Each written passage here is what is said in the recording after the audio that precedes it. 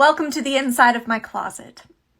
I decided to film the video in here today because it is very dark and dreary outside, and so the rest of our house looks a little bit dark and dreary too.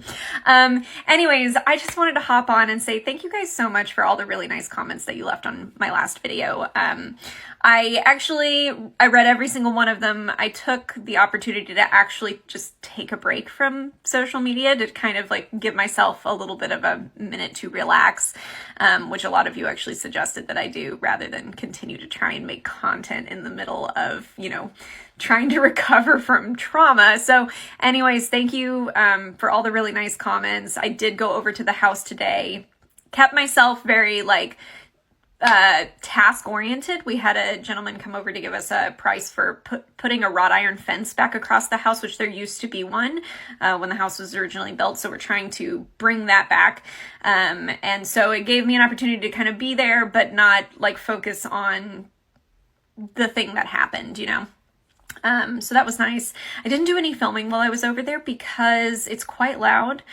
We have a person over there doing some framing inside the closets. And so when I was there, it was very loud and I didn't do any filming. But anyways, like I said, I wanted to jump on primarily just to say thank you to this community because we really appreciate it. It was a scary incident 2 weeks ago, and it's horrifying to know how many of you have actually experienced this yourself.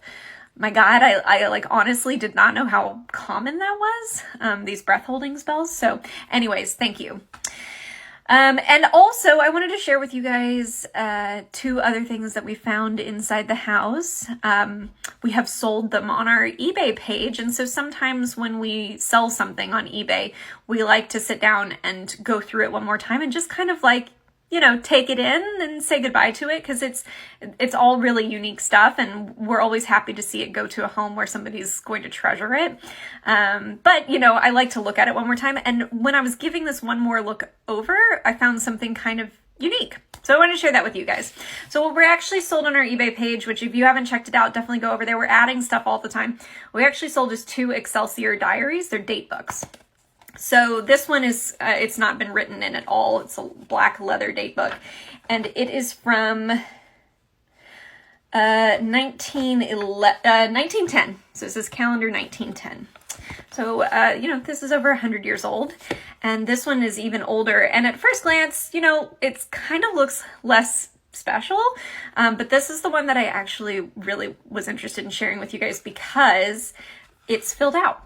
The person who owned this previously went through and kind of put the prices and things, they balanced their budget inside this date book. And so I wanted to share that with you guys because obviously we all know that inflation is bananas right now. And so just to add insult to injury, I'd like to tell you what the owner of this Excelsior diary spent on things in 1908. So they definitely gave a lot of money to tithing.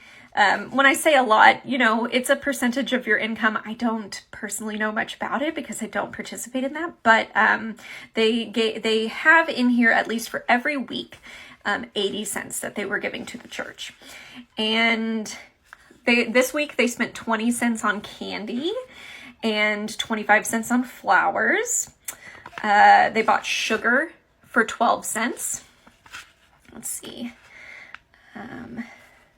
They wrote some notes to some friends, stockings for 25 cents, and then a lot of postage. This person bought stamps and postage. It says postals. I'm not quite sure. Maybe that's envelopes.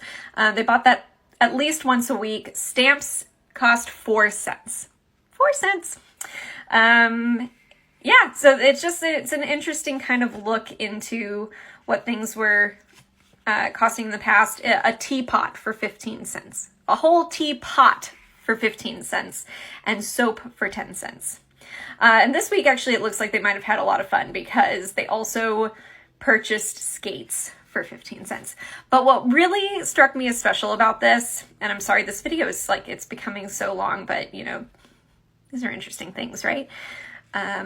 Is that pressed in the pages are these flowers. So it doesn't say that they purchased flowers on this particular day. but obviously they were either given these by somebody that was special to them, or they were walking down the street and found them to be like really pretty special flowers. And so they pressed them in the pages of their date book on the week of June 14th, 1908. So these flowers have been in here for over 100 years. So we're going to leave them in there because that's where they belong. And Tom, who purchased both of these date books, will get both of these things. And anyways, I just wanted to share them with you because I think, you know, it's like this is an accounting of somebody's entire year, which is pretty cool. So I hope you all are having a fantastic week, and we hope to see you soon.